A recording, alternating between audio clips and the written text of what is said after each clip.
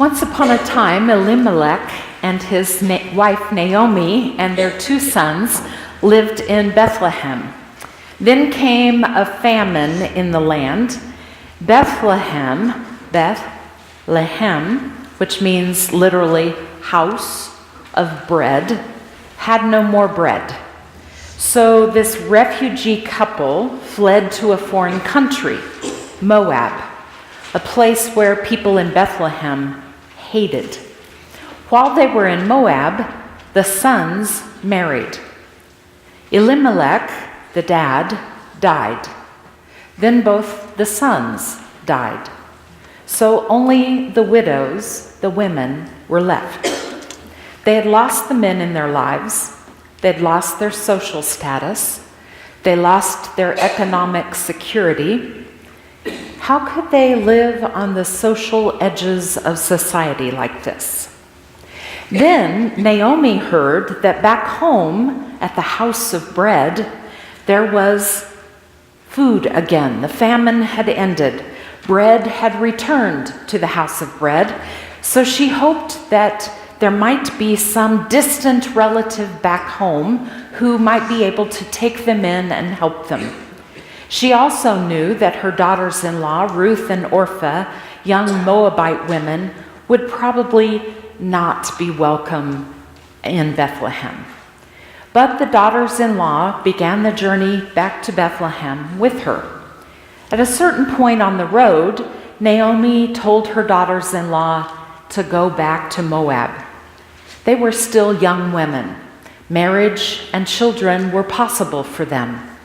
For Naomi, though, the time of marriage, of fertility, of children, of status, that was all over. The best she could hope for was some kind of distant relative who might take her in. Death had changed Naomi's life. Suddenly, she was faced with change she did not ask for, change she did not plan for, and change she did not like. But there it was, unwilled change. Ruth and Orpah faced a big decision. They could return to the home of their mothers for comfort and the possibility of new husbands and children who would continue that circle of life in a home tribe. So Orpah made the logical, socially correct, traditional decision. She turned around and went home. But for Ruth, the world had shifted. For reasons that we don't know, Ruth decided to cast her lot with her mother-in-law, Naomi. She chose to live in Bethlehem, and I quote, where race and religion would marginalize her forever. A follower of the tribal god Chemosh, she would now profess her faith in the one God, Yahweh. A marriageable young woman, she would opt for independence with another woman rather than set about finding a man to care for her. Now you need to understand, in the ancient world, Ruth's choice was astounding. It was unusual and it was scary. But in every generation, there have been women and men whose growing consciousness for God and God's intended order, who have disrupted, interrupted, and sometimes transformed the world. So these are Ruth's powerful words to Naomi when she made this incredible choice, and they're recorded in the Hebrew Bible and they're printed in your bulletin. It's recorded in Ruth 1, verses 16 and 17. Do not press me to leave you or turn back from following you. Where you go, I will go. Where you lodge, I will lodge. Your people will be my people, and your God, my God. Where you die, I will die. There I will be buried. May the Lord do thus and so to me, and more as well, even if death parts me from you. Last year, one of my extended family members called me on a Tuesday morning here at work. This is a young woman in my extended family that I dearly love. She doesn't live in Wichita, but we are close emotionally. Now, she has never called me at work during the day. She rarely calls me, frankly. She's a young woman who doesn't call. She prefers text or nothing. And I was in a meeting, but because it's so rare, I took her call and I went out of the meeting to talk to her privately. And she said, "I need to tell you something. I've wanted to tell you for a while." I waited, and she said, "I'm bisexual. I told my parents a few months ago. I've decided it's time to tell a few others. I'm dating a woman, and I think I'm falling in love with her."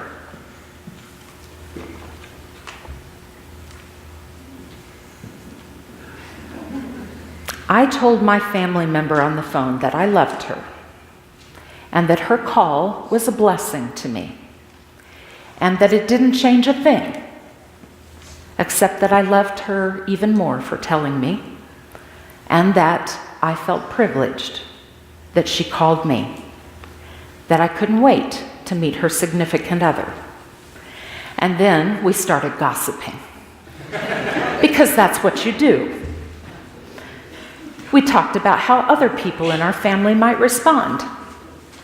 And over the last several months, our suspicions have been confirmed. Some of our family members have responded positively, and others have not. Some of the things that people have said have been hurtful, and some of the views that have been expressed have come from Christians who believe in loving the sinner and hating the sin. As a pastor, I'm privy to the ongoing pain of families both in the church and in our community who are LGBTQ or who have family members who are, and the angst that they face. But in addition to that community, there are many, many questions about the ever-evolving nature and complexity of all kinds of relationships in the 21st century. What about heterosexual seniors, for example, who live together but don't marry because they want to stay on their deceased spouse's pension plans or benefit plans, and if they remarry, they can't do that? What about young couples who live together before marriage? What about couples who have children before marriage? What about divorced couples? Some of you know that I taught Christian ethics both at Friends University and at Newman University. And as an ethicist, it's important to apply a universal principle to relationships.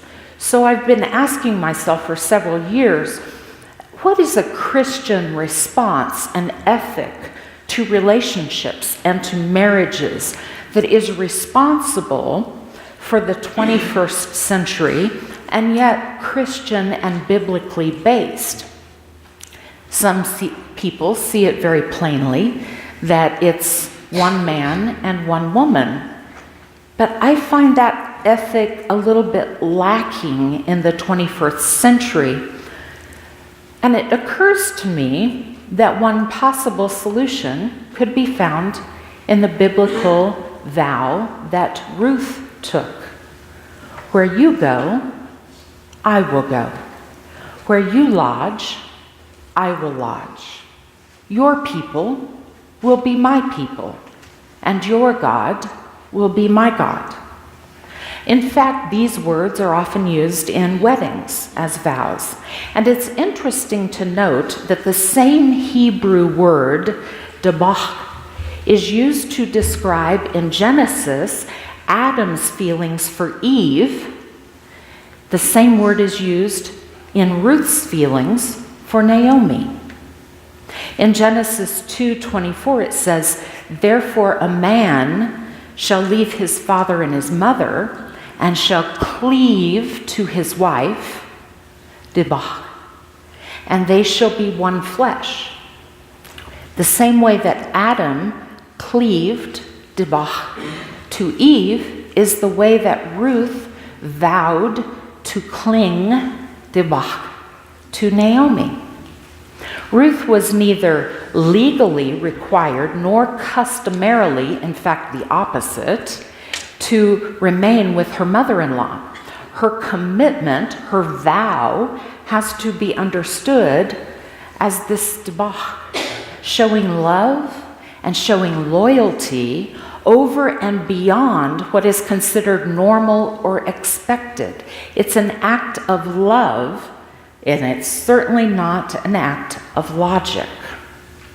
So what if we used this vow, this cleaving, this clinging to another as our Christian ethic for love?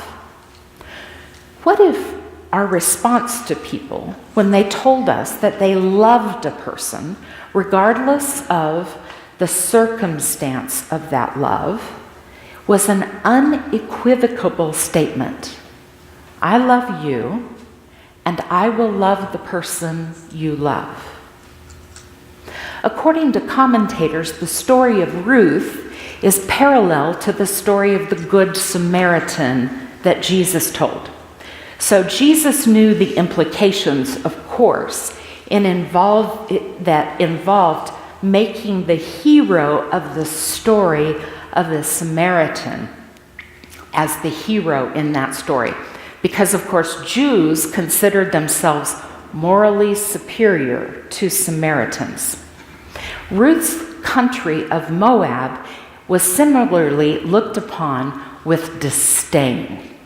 For Naomi to be dependent on a Moabite, for a Jew to find herself relying on a Moabite, was to find herself in a horrible predicament. This story asks the reader to think about what are the things we despise until we are forced to turn to them in times of despair. Now, what you may or may not know is that Moabites in that time were considered to be descendants of Lot and his incestuous relationship with his own daughter. So it was a disgusting sort of group of people. So the Moabites, not anybody you wanted to be related to.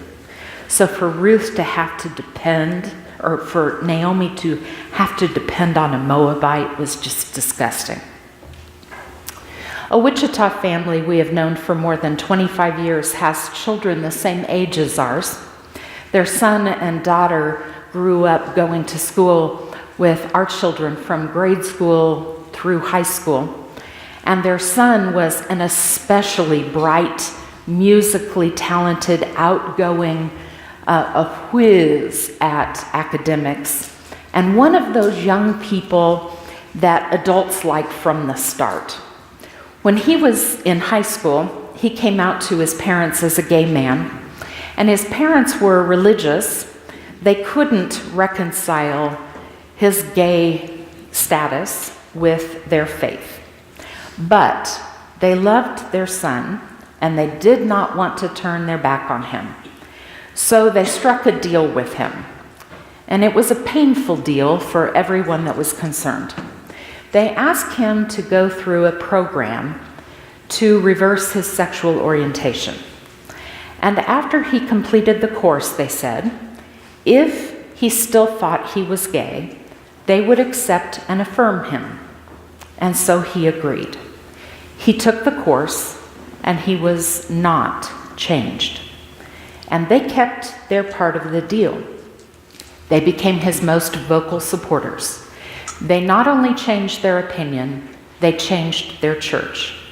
And eventually, he married another man, and his parents, to their credit, stood up with him with pride and love on their faces. They love him, and they love who he loves. By the way, I'm sharing their story as it happened, but I'm not advocating asking someone to take the conversion class. Let me say a few things about Ruth. She was, in her day, absolutely no one important.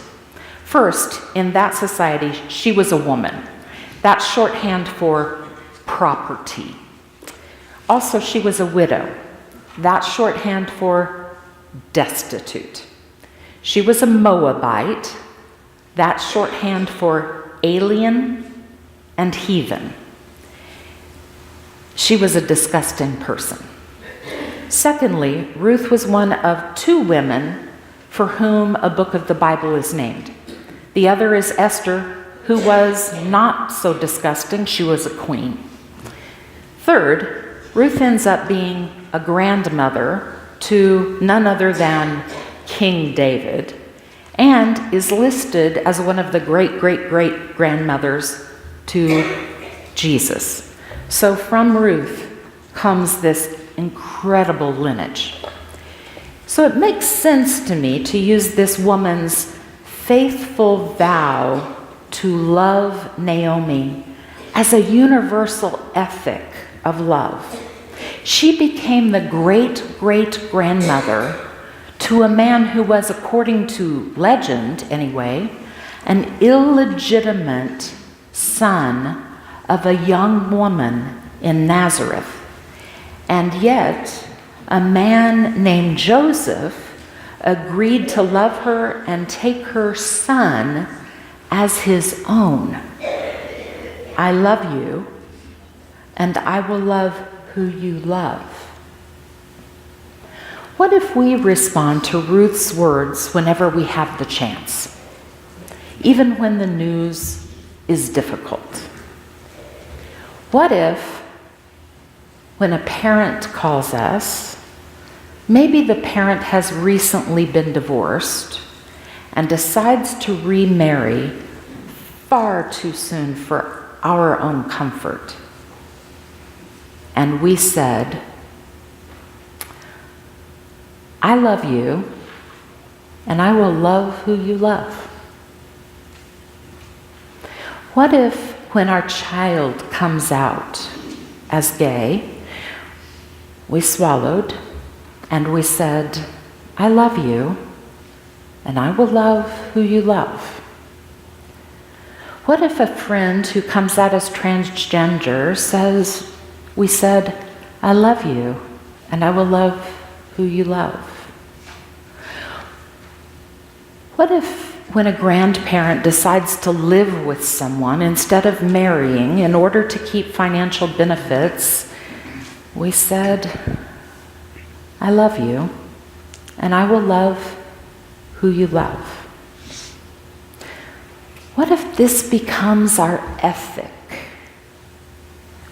What if we echo the wise words of Ruth from so many centuries ago, and we learn better how to love our friends, our family, and those in relationships whenever we have the opportunity, not only in committed sexual relationships, but in relationships that have all kinds of dynamics of love. Where you go, I will go. Where you lodge, I will lodge. Your people will be my people. Your God will be my God. Who you love, I will love. May it be so. Amen.